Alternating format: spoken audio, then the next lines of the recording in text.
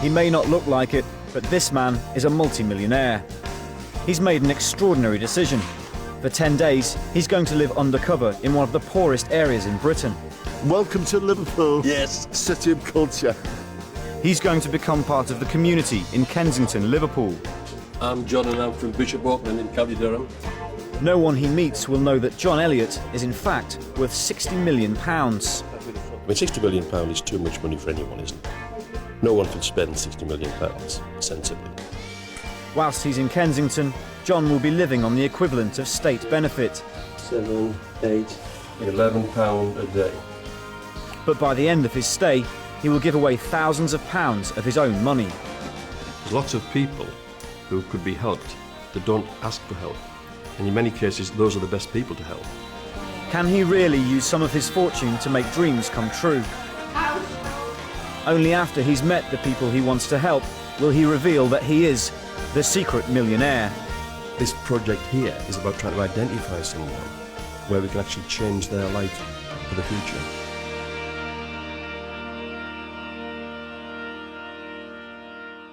I've never ever bought a lottery ticket because I'd be unlucky enough to win. John Elliott is 62 years old, a lifelong supporter of the Conservative Party and one of the richest men in England. He employs more than 300 people at his factory in Bishop Auckland making water coolers. John's now one of the largest suppliers in the world, but started out as a young apprentice. One of my biggest regrets was leaving school at 15, 2 wasted years. It should have been 13. By the time he was 20, John was married to his childhood sweetheart, Margaret. There you go.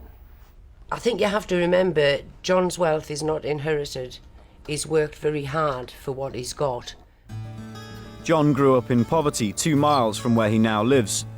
His father died when he was a small child, and his mother raised 3 children single-handedly.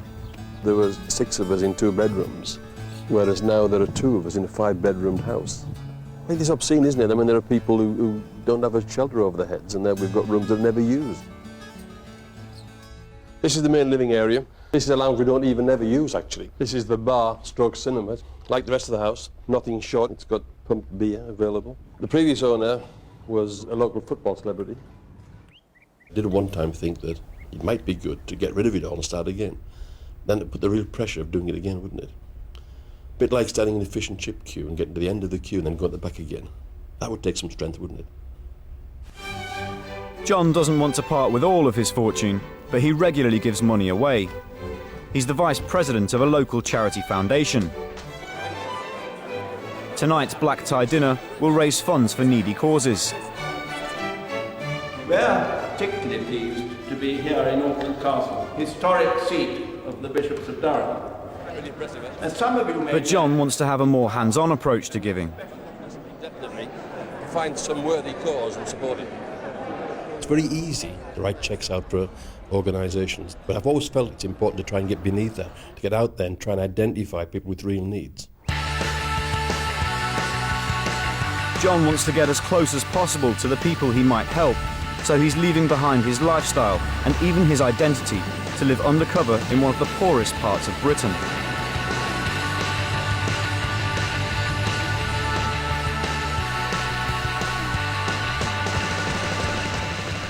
So that no one will suspect he's a multi-millionaire, John has agreed to live for the next 10 days in a small rented flat on the equivalent of state benefit. Well, the gyro cometh. 5, 6, 7, 8, £11 a day. But will he find anyone he wants to help? It's my first night here, and it does seem to be quite an anonymous sort of place. Lots and lots of streets of terraced houses, some of them boarded up. It isn't really very inviting. I've just got to get out there now and try and find this case or cases that I can really make a difference to. It's John's first morning in Kensington. He wants to start meeting people as soon as possible. But to see things as they really are, he needs to keep his real identity a secret.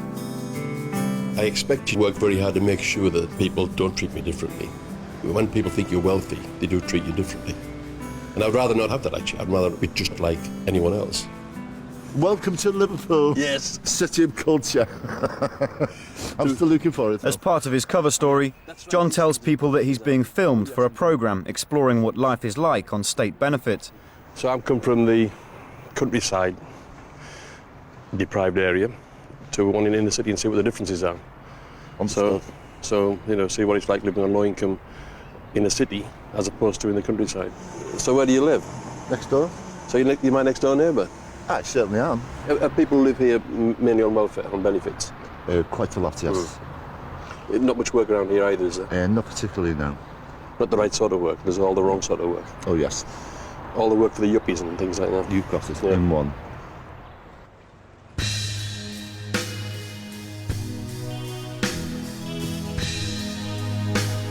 Living undercover, John will have to count every penny even to cover the basics.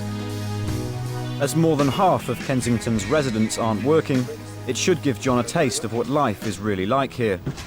Now, it certainly isn't a feast for a king, but there's enough substance there, I reckon, to keep body and soul together. I've never had marrowfat peas for a long, long time. I'm quite looking forward to that. It's early evening. John's keen to go out and meet his neighbours, so the local pub seems a good place to start. I'm John and I'm from Bishop Auckland in County Durham. Come on that way. Yeah. I caught a bus 10 minutes ago. So what's it like down your way? Yeah, it's all right. But I mean, Durham's changed. I mean, when I left school, most people went down the mines. That's right. Now there isn't a mine anywhere. But now a lot of people, young people, want to be unemployed. There's work there for people if they take anything.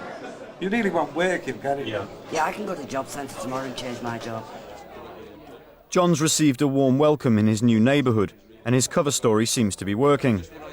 Listen, John, if you want to come down to this party, I'll put you up in our house. How much? For you. 2 parties. Just get me bladdered when I get out of here.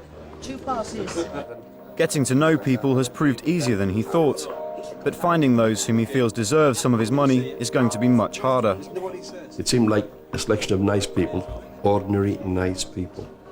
I'm not casual about giving money away because that would be wasteful. It's got to be very much focused. There's no point in just getting rid of it for the sake of it. It's got to be to make a real difference. I can only spend £1 once, so I must make sure as well as possible that it's used for the maximum benefit. This project here is about trying to identify someone where we can actually change their life for the future.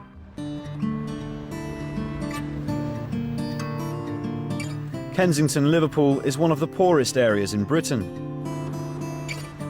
Multi-millionaire John Elliott is living undercover here for 10 days, searching for someone to help.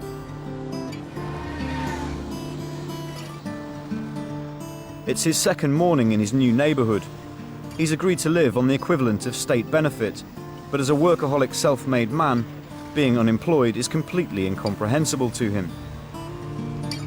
Yeah, most of the jobs I could do, even as a pensioner. Cook, general bar managers, domestic cleaner. Yeah, I would get that job all right. NVQ administrator, I think I could get that job. Enterprise facilitator, £35,000 a year full time.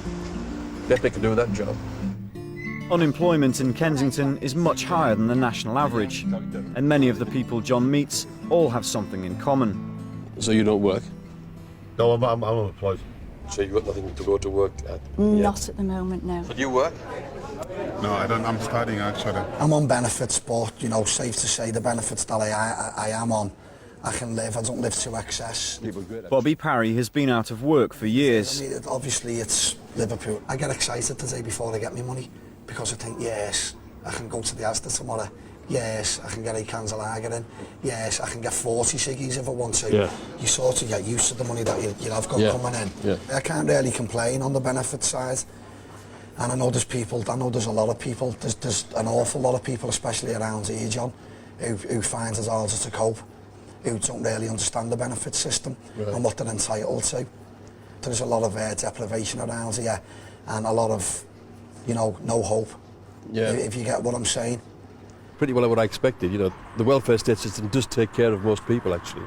Anyway, it's been great talking to you. John, nice meeting you as well. Yeah, nice. I personally don't want to help him because it seems to me that he's got his life pretty well sorted out. Although John's met people who are genuinely trying to find jobs, As a die-hard Tory, he thinks that people who receive benefits could instead be working. I think most of the people I've seen can sort out their lives if they choose to, but they choose not to. There seems to be jobs around as well. Yet there are people on benefits, able-bodied people, who could do those jobs. And that's because the benefits suit them. John has so far failed to find someone he wants to help, at least amongst Kensington's unemployed. There's quite a few people I've met here who would have a happier life with a few £100, you know. But the point of the exercise is to find someone I can give some cash to make a difference, a significant difference. And I don't see that yet. I'm sure there must be cases here of people in real need that I haven't found.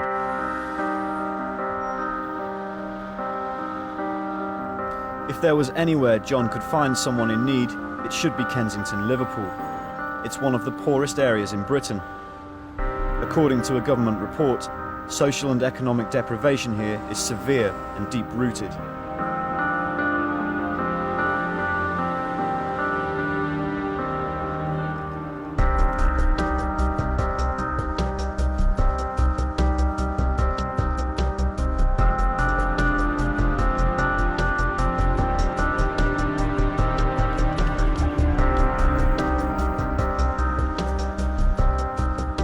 Kensington's residents have a 50% greater chance of dying earlier than the average person in England.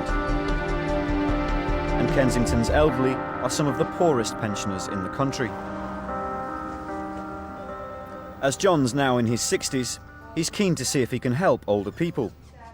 It's Saturday morning and he's at the local community centre. The bingo ladies meet once a week and play for tinned vegetables and shop-bought cakes. Almost all of them receive a basic state pension. All right, yeah, my name's John and I'm from County Durham. Yeah. Are they all frightened, are you? You know what I mean? You're going to break. It's too complicated. Why is it complicated? How much is it anyway? £60 for 6. John has never played bingo in his life, but if it gives him a chance to chat to the pensioners, he's willing to give it a go. 5, 4, 54. House. Is it easy? Right. Making ends meet, is that easy? No, it's not easy. We just manage. Yeah, I think we do. We manage. And sometimes money isn't everything, is it? No. No. Nice to have and everything else, but... Yeah, it helps you along. Yeah. But I do think we get better treatment now. Right. So what do you mean, just by the government, or...? All round. Right. Yeah, in general, I do think we're better off than what we was. Yeah. Interesting is that the ladies who are on benefits think they're quite well off. For example, saying things like, compared to my mother, I'm really well off, and seem to have no problem making ends meet. Although, obviously, more money would be useful, but they seem to be able to manage things and get out for a game of bingo, etc., etc. John's been in Kensington for 2 days now, and he's starting to wonder if his mission is impossible. When I first came here, I thought it would be fairly easy to find some cases that clearly needed help. Yet it's been very difficult. I mean, I sometimes think the best thing I could do is go back to Bishop Auckland and just try and run the business better, try and create more jobs by doing that. That maybe might have more effect on more people than trying to give money away. I don't know what the answer is, but I would think it was a failure if I don't find someone that I can help.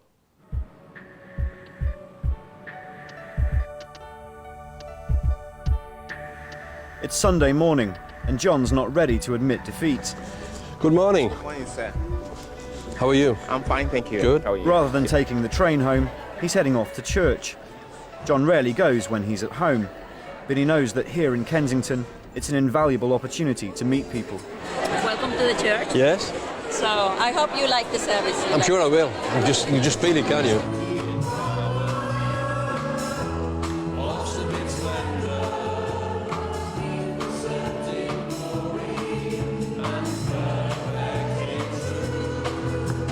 Have you been to a church? Not really, I don't go very often. And I've never been to a church like this. After the service, John meets a family who are regular members of the congregation. Are you okay for time? Yeah, I've got bags of time. Would you like to come with us and have lunch with us? That'd be very nice. If it's All no trouble. my family gets together on Sunday and have lunch together. Ah, that'd be fantastic. He discovers that the Alfaros were originally from Nicaragua and came to Liverpool 26 years ago. This is John. Hi, John. Maria. Hiya. Maria. Excuse me. What's your name? Jamie? Jolie. Jolie. Maria has 2 small children and has been married to Phil for 5 years. Hi, John. Hi, Phil. Hi, Sam. It's Maria's husband. Oh, you're the man that's I'm trying. the chef. It's all disappearing. Man. Oh, is it? Yeah, laughing. You want a bit of hand, do you? No, I'm sound. Thank you very much. Good lad. Thank you. Well done, Philip. Thank you very much. Yeah. Bon appetit. Yeah, bon appetit. Oh, God, I don't believe it. Yeah. Where are you staying? Is a house? Where you No, it's a staying? flat. I'm in the 6th flat on the 3rd floor of a house in Balmoral Street. Oh. How long have you lived here? We've been here for how long? Not long, really. Just over a month. Not long. Yeah. Really? Yeah. Really? Yeah. So there's 4 adults Month and a half. live here 2 little and ones. 2 small ones. 6 of you. Yeah. Because the Okay. reason we've all moved in together is to kind of sort ourselves out financially and Right. stuff like that. Right. So initially it's just a year, and then when the year's up, we're going to kind of reassess things. And When are you going to have your first fallout, do you reckon? we've already fallen out. They're always really small fallouts, and Yeah, then we're back exactly. to normal. It's It wouldn't be really if you didn't have a little fallout. No, we just want to get paid off the debts that we have. What happens with me and Phil was that we took a loan here, you know, they give you credit here, and then Easy they to give you a do, little bit isn't it? more, and then you kind of find yourself in a bit of a hole, and then you're just paying off the interest, and you know, you're just struggling to keep afloat and stuff. Tempting, isn't it? Just to... Yeah, well, I mean, one shop, right? I applied for one of them little store cards, and they kept increasing my credit until I'm suddenly £800 in debt, yeah. and now I'm struggling to pay off the interest. I haven't even made a dent in the £800, Yeah. and that's just me. You know what I mean? So, what you do for a living? I know you're a secretary, and I know you should be a chef, really. Now my job's to drive all the lovely drunken people home until 5 o'clock in the morning. You're a taxi driver? Yeah. I work on the Wirral, driving taxis. Is that 5 days a week, or? Yeah. And are you self-employed? Yeah. The hardest thing being a taxi driver is to try and get a mortgage. The best you can get is a 90% mortgage, which means that these days house prices, you're still talking about 100 grand. So from somewhere I have to have £10,000 to be able to buy a house. And if I'm struggling to get myself out of debt, where am I going to find 10 grand from to buy a house? So it's to catch 22. The Alferos are a very nice family. They're a nice, genuine family. It's good. Do you have everything that you need in that flat? Yes, everything. They were extremely kind to me. A complete stranger that they invited in for lunch, and the lunch was tremendous. Thanks a lot. All right. It's been a pleasure. You too. Bye. I think the kind of debt we're talking about is self-inflicted. No one forces them to take the debt. There's no doubt they could use some extra cash, but getting into debt just for routine spending is dangerous, and you've got to pay the price, and that's what they're doing now. But despite his hard line on the Alfaro's debt, John's having to adopt radical measures to stay within his own meagre budget of £11 a day. If it's a choice between eating and heating, eating's got to come first. It's 10 degrees in the flat, and cooking in a coat is just one of his ways to save on electricity. I think well done, actually. If you want to go on a bus all day, it's £2.80. And I was trying to figure out, is that cheaper than electricity? Because it's quite warm on the buses, isn't it?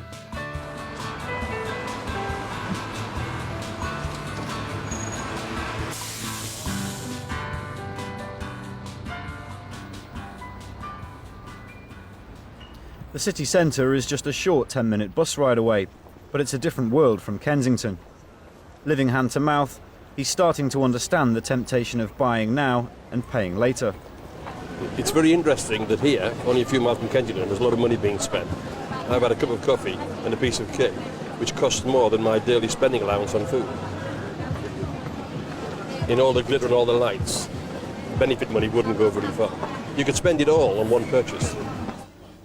John's beginning to see why it's so easy for people on low incomes to fall into debt, and how the process of lending isn't designed to help them. It's quite interesting that the rules to borrow money for trivial things on credit cards are easy to do, but someone who wants to get into buying a house isn't allowed to borrow the money, which is a good investment for him and the country as well, I guess.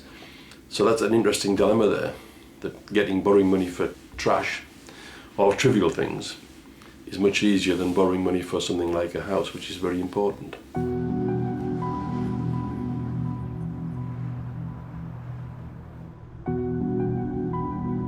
Although he's learning about poverty in 21st century Britain, John still feels he isn't making much progress in his search for someone to help. I haven't found anyone that's outside the system. Now, there must be people out there who haven't been dealt with inside the system. I don't know how I can find them.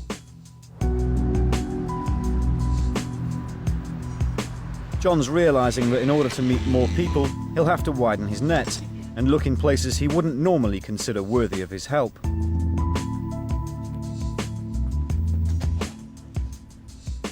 I think illegal immigration is wrong on every count, actually. The asylum centre is raising their expectations. It makes it more possible they can stay here when they can't. My concern is that if I actually support the asylum centre, I'm encouraging them to stay as well. I'm raising their expectations, which would be wrong. Despite his reluctance, John is willing to pay a fleeting visit to Asylum Link Merseyside. Hello. In John's hometown, there isn't a single case on record of an asylum seeker. Here in Liverpool, there are more than 1,000. Okay, so you're the manager, are you the top man here? Head of chaos. Head of chaos. Are you head of chaos or creator of chaos? Ewan Roberts is the manager, and he deals with hundreds of asylum seekers each year. But John needs to be convinced that most of them are not after an easy life. It depends. Now, are they allowed to work? No. Oh, they're not allowed to work? No, and most asylum seekers assume they will be given permission to work. Right. Because they assume that they'll be able to support themselves through their asylum claim. So their preference would be, their choices would be? The choice is to work, yeah. To work. So what sort of benefits do they get compared to someone like me? How many pounds do they get? They would get per around week? about £35 a week, I think. £35 a week per person? Per person. And they get vouchers, they don't get money. These are luncheon vouchers. And what the voucher entitles you to is food. It cannot be exchanged for clothing, toothpaste, underpants. So the outcome of that is actually we give people hygiene kits. Shampoo, soap, razors, underpants, toothbrushes. What price keeping your teeth clean? The centre provides shelter and advice for more than 1,300 people a year, but their funds are very limited. John, this is Andy Briggs. Hi, John. Ewan's colleague Andy works with asylum seekers and campaigns for them. He's keen to explain to John why people flee to Britain. If you live in a country, where there's trouble and strife raging around you, the economy is totally collapsed. Okay, you have children. You have to bring real up, poverty. and they got real poverty, and they got no future, no hope for them in that economy or in that society. Yeah. What would you do? Wouldn't you be look to move your children somewhere where they have? Absolutely. So what's the crime in that? Absolutely. I can see. So that's what I'm saying, right? In the economic argument has no weight with me, right? Because even British families will do that. Absolutely. Anyone would do that for the family. We do what this place does for them is unbelievable. We are the last station of hope, right? If we don't help them, the situation is hopeless. You don't get much government funding? We don't get no government funding. Zero? Zero government funding. So where does the funding come from? Public donations, church collections, and such like. How do you decide between two people who to give the money to? It's a very tough decision. But unfortunately, I have to tell a lot of people I can't give them money because I just don't have the money to go around. That must be tough, actually, doing that. Absolutely. Nice to meet you. Nice talking to you. Get off and do some work. Thank you. Thanks a lot. Despite his views on immigration, John can't help but be impressed by the asylum centre management team. People like you and Andy, what wonderful people. They're the sort of people, if I could employ them tomorrow, I would take them. They're so good, so committed, their attitude's absolutely positive. Great people. The visit has given John food for thought. Not what I intended, but maybe that's what it's got to be. Let's keep an open mind. Let's keep looking. And see what we find.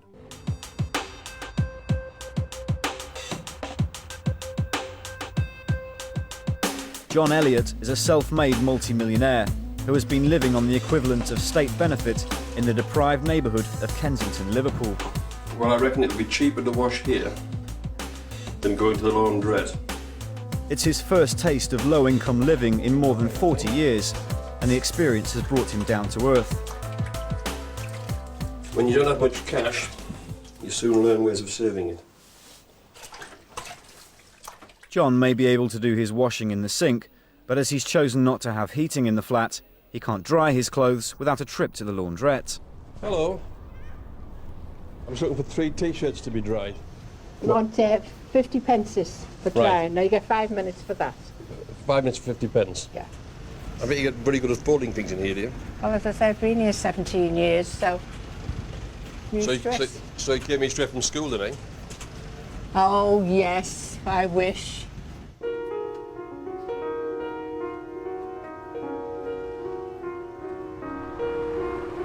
I've been keeping a cost of things. And at breakfast I have 2 sausages, 2 bacon, 2 eggs, some beans, Do you? cereals. And I reckon it cost less than £1, which surprised me really. Okay. Does that surprise you, does it? It does really, yeah. What do you want to do about this? Because your money's run out Right, now. it's okay, isn't it? Right, oh, I think okay then. Yeah. Okay, thanks a lot. All right then. Thank you. Okay, very nice to meet you anyway. He's halfway through his stay in Kensington, and John's surviving on his meagre budget. I would say there's no crisis for poor people in Britain. You know, I think they are reasonably well taken care of. Benefits certainly take care of basic needs. Unless you're an asylum seeker.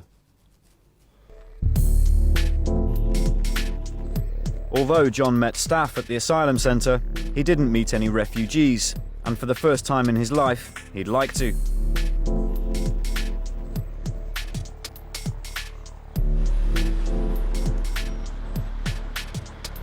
There's definitely a plus to the asylum centre. I feel there's also a minus, and I can't judge the weighting of that. It was impossible for me to communicate with the asylum seekers, so I couldn't get a sense of what they were doing. So I've got to go back there. What language do you speak? What language? Kurdish. Kurdish. How did you get here then? How long did it take you? More than 1 year. Really? Some people take 3-4 years. It's not easy. So you can't work? Yeah. And you don't get benefits? No. So how do you live?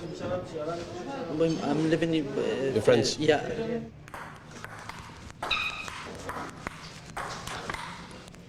I'm quite impressed. I've played this for years. This is Shirley. Hi, Shirley. And Philip, who are working here today. Ah, hello. Busy, eh? Very busy. To make himself useful, John offers to help in the clothes store in the basement, folding second-hand items which have been donated. That okay, is it? Yeah. Yeah, that's fine. Women's trousers can all go there. So where were you born? I was born in Kenya. Kenya? Yeah, I was born in Kenya. Yeah. And when did you leave Kenya? I left Kenya 2002. I had some issues in the government in Kenya. I was involved in student leadership and politics in Kenya. All right. Sometimes I don't... You're a troublemaker, eh? No. Just some unfair things that are going on in Kenya. Politics and things to do with democracy, and ended up being jailed about 3 times in Kenya about it. And the last time I just couldn't take it anymore. I was like 6 months in jail. Yeah, my life was at risk. My life was at stake. Yeah, I was at stake, and I was freed from persecution. Now, when you came here, what did you do? Of course, I sought for asylum. The first thing I did in the country, and I was put in detention immediately. And I was from detention, I was put into prison, and even though you're absolutely legitimate. And you can actually imagine 1 week from prison in Kenya, and the next week you're in prison in England, locked up for 23 hours. And really? Yeah, and only like 1 hour of exercise. You don't even see the sun or go out, and it's a foreign land. Yeah. Can't be sure until... Philip Kagera is a refugee. He was granted asylum 3 years ago, so he's now allowed to work. Although he's a trained accountant, he's struggling to find a job. So have you worked since you left university or not? I've done actually quite a lot of interviews. I don't know why I can't seem to get a job, Do you think it's racism or asylum seekers? They're 2 different things, aren't they? They're 2 different things, but sometimes they marry each other. Okay. Because most racist, or I mean... Most asylum seekers are... Yeah, foreigners or something. Right. Yeah. But I have this hope. This is one place where things have worked for me. I just feel I just need to push on and push on. Somehow I'll break through, All right. Yeah. Yeah, coffee would be fantastic. As far as I know, Philip seems like a great guy, trying to make his way in life and contribute to society. I had the stereotypical view of immigrants as these sort of blurry figures that just came in the night somewhere in Calais and got on the trains and came to this country and then scrounged off the state. You're dealing with real people now rather than just numbers or categories. Yeah, it's been a very good morning, very useful, very interesting. John's in an upbeat mood. His visit to the asylum centre has made him wonder whether he needs to reconsider some of his earlier judgments. He'd like to find out more about the family who invited him for Sunday lunch, so he's paying them an unexpected visit. You're right. Yeah. Come in. Do you want a cup of tea? Yeah, that'd be fantastic. Absolutely fantastic. Although Phil works as a taxi driver, the young couple have credit card debts. John wants to be sure that if he helps them, he's not throwing good money after bad. You were coming over and I work that I've got a budget that I have to. You've got a target that you want to... Yeah, target's right. And then as soon as you hit the target, you finish? No. Or do you sometimes get a little bit ready for tomorrow? Well, I will work 12 hours regardless. Okay. Right, now at the end that's of a long shift, you know. I admire you for that. I mean, that's... If at the end of 12 hours I have made my my target for the day, right, then I can go home. But if I make my target before the end of the 12 hours, I'll still work until the end of my 12 hours because I need the money. Yeah. Or, you know, because it's a little bit extra for tomorrow. But come the end of 12 hours, if I haven't hit my target, I will stay out 14 hours. I've worked 18 hours because it was a really slow shift. You charge a higher rate, or you just get more passengers? The only time I get double time is Christmas. So you charge double the fare there? Yeah. So it's worth me going out over Christmas. Nice thing about him working on the taxi is that if we need an extra 50 quid 1 week for a bill or whatever, we could just go out and do a couple more hours and make it. Just like that? Just like that? Just like that, eh? 50 quid, just like that. It's as easy as that, Paul. See, I wish it was. Yeah. I wish it was, but if I go out and there's hardly any work, then I'm not getting paid for sitting in the car. Yeah, it's depressing, isn't it? It is, yeah. You know, psychologically, you just seem as if... Yeah, you feel like you're beating yourself up because you're just not quite there. Yeah. Yeah. Phil and Maria's dream is to have their own family home. But as Phil's salary is paying off their debts, they can't afford to save for a deposit. Once I'm clear of debt, then that then allows us to be able to... This debt seems to be really on your mind, isn't it? I just want to be free of it. Yeah. But as long as you're in control of it, you see. As long as it's sort of... You can sort of see the end of it, can't you? Yeah. Little by little, we're getting there. I mean, it's yeah, like... As long as you're going the right way. Yeah. They've already accepted the responsibility for the credit card debt. And to wipe that off would almost be saying that they were right in accepting it, you know. So they've almost got to take that medicine themselves. Phil is working very hard and he's trying to set quite high targets to earn, to get the debt paid down. On that one aspect of getting on the property ladder is the one I think that I should help them with. And they can't get out of that. They can't solve that problem themselves. They can't solve that problem by just working harder. See, I think the Alferos are a very important family to this community. They're the kind of people we need to keep in this community.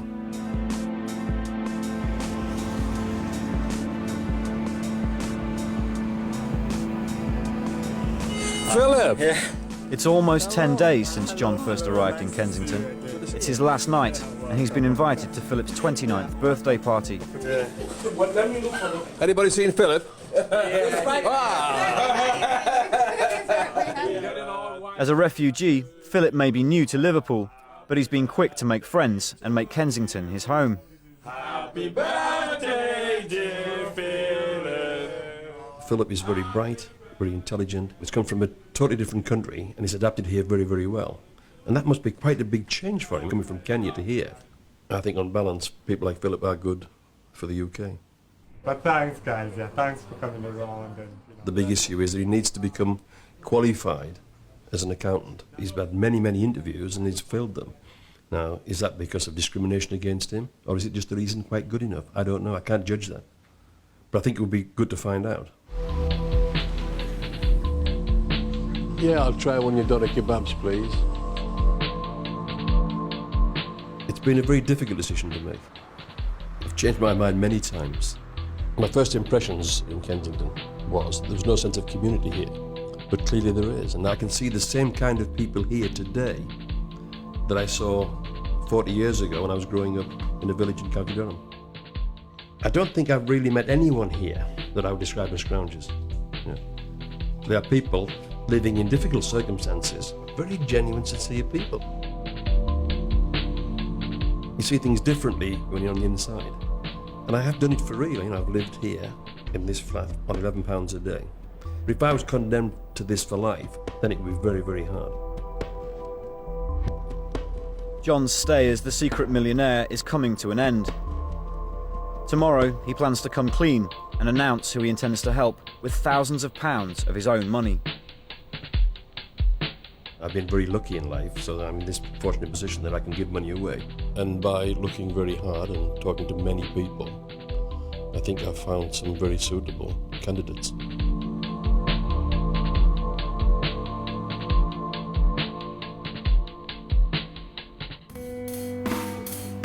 Today, multi-millionaire John Elliott is going to help people in Kensington, Liverpool, with thousands of pounds of his own money.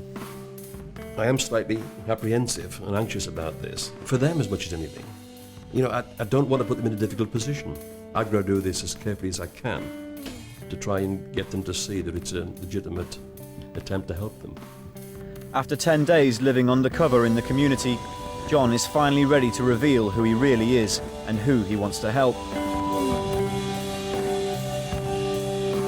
As far as everyone else is concerned, John has simply come to say goodbye, having decided to go home to County Durham.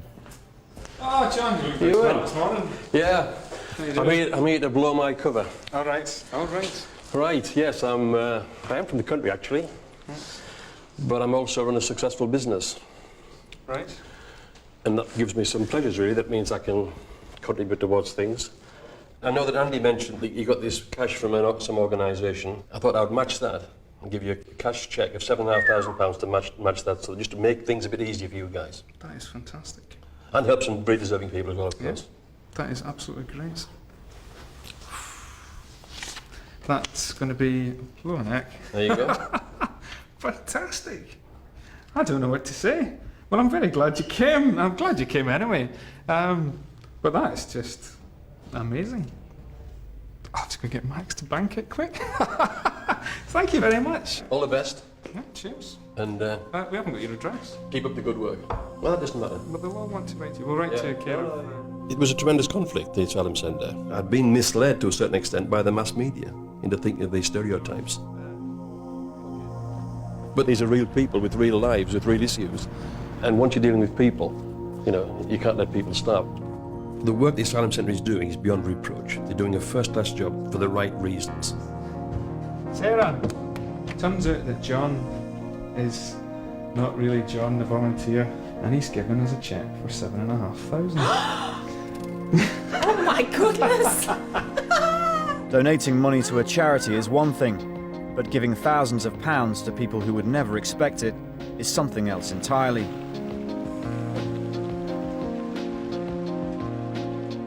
It's been a difficult decision to make, but I'm sure I've made the right one.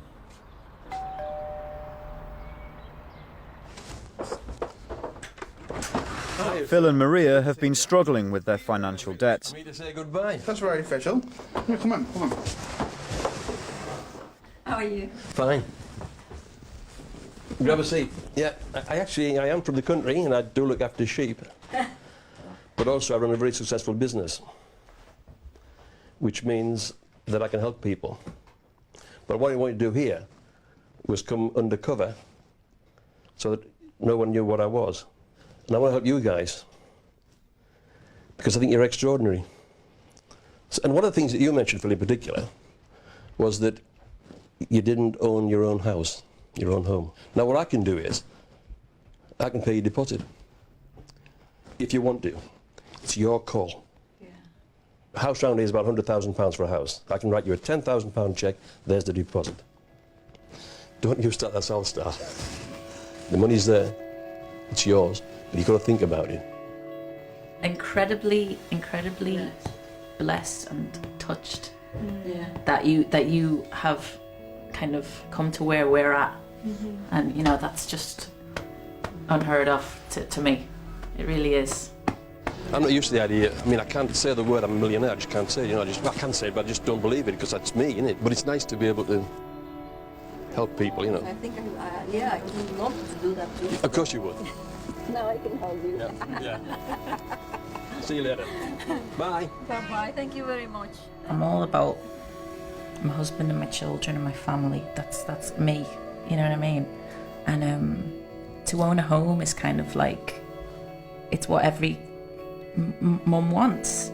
We all want to kind of have a nest for our children to feel secure, and it was just something that I had put out of my mind because, you know, there's no point in kind of wanting something that you can't get.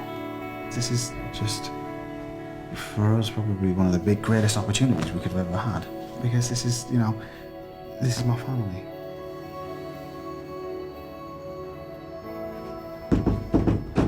Hi. Philip! Yeah, hi. Ah! Hey, you're looking all smart, yeah? Looking all smart, eh? Yeah, I'm off back home tomorrow. Are you going back Yeah, tomorrow? so I thought I'd come here and come clean with you. Get clean with me. Yeah. Tell me what you Well, want I live to in the do. country, Yeah. and I've got some sheep. Yeah. But I also run a successful business. Because one of the things about being a successful businessman is that you can afford to... Yeah, you can put it there. You can afford to help other people. Help other people, yeah. So I know what's very important to you Yeah. is a job. A job, yeah. And I can give you a placement in our accounts department. That's a paid placement, so you'll Wow, be paid. that's really good, yeah. That would mean a lot to me. But it's in Bishop Auckland. Where is that? It's in Bishop Auckland, in Yeah. County Durham. Yeah. So it's 100 miles from here. Yeah. I mean, you could come back on weekends. Yeah.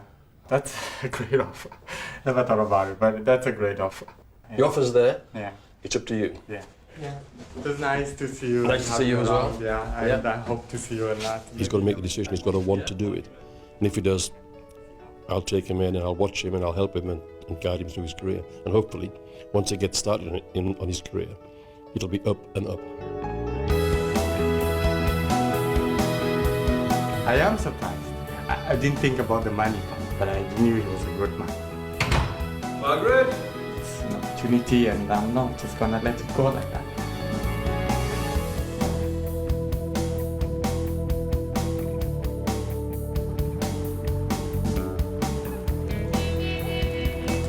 In the 3 months since John Elliott left Liverpool, there have been some major changes for the people he helped. At the asylum link, Ewan Roberts has put some of John's money towards building a much-needed laundry room. Sometimes when people come in here, they're coming in only in what they're standing up in, and they're not particularly nice to stand next to. So we can give them a shower and they can wash their clothes. But most of John's money has gone towards providing food and shelter for destitute immigrants like Augustine, who is facing a winter with nothing at all. Andy Briggs, the asylum centre manager, feels the money will help many refugees. I've got right now a waiting list of over 50-something names, people waiting for houses, some of them waiting for over 3 months. I do believe if we weren't there to help Augustine will still be on the street today.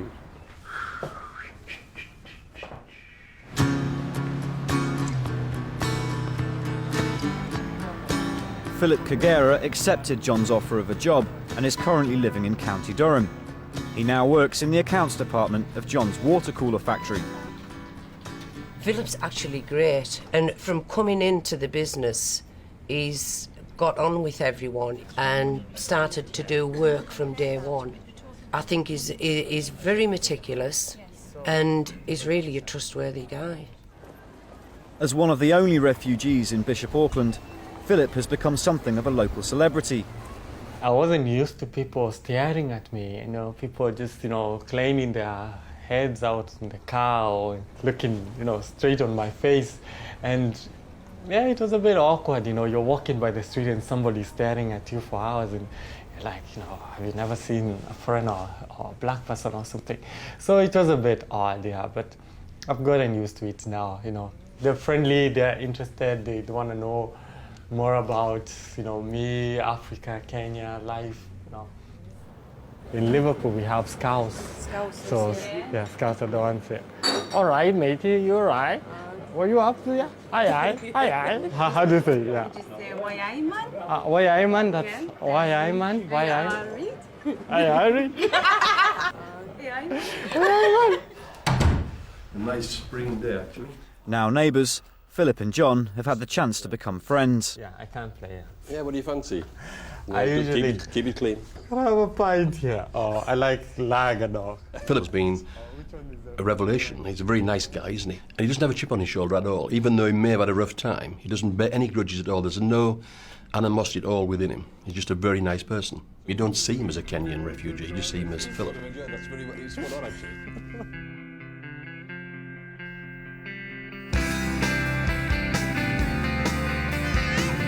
As for Phil and Maria, John's gift of £10,000 means they've been able to buy their first home, a 3-bedroom terrace house.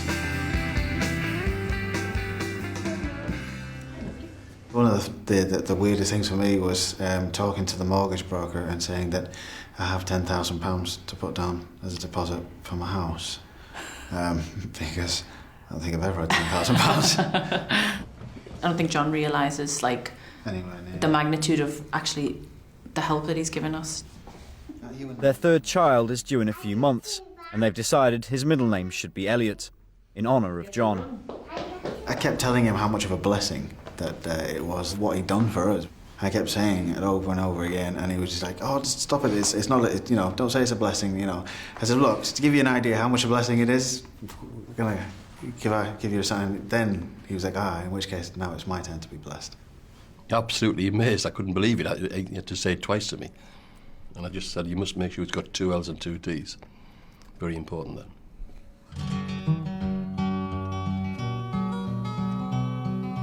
For John, living in Kensington has been his first experience of poverty since he was a boy.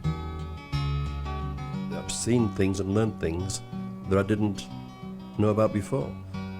I felt concern for these people who were really struggling under difficult human beings, all different individuals who were having a difficult time. It's an experience he's glad to have had again. You can only gain experience, can't you? You can't buy it.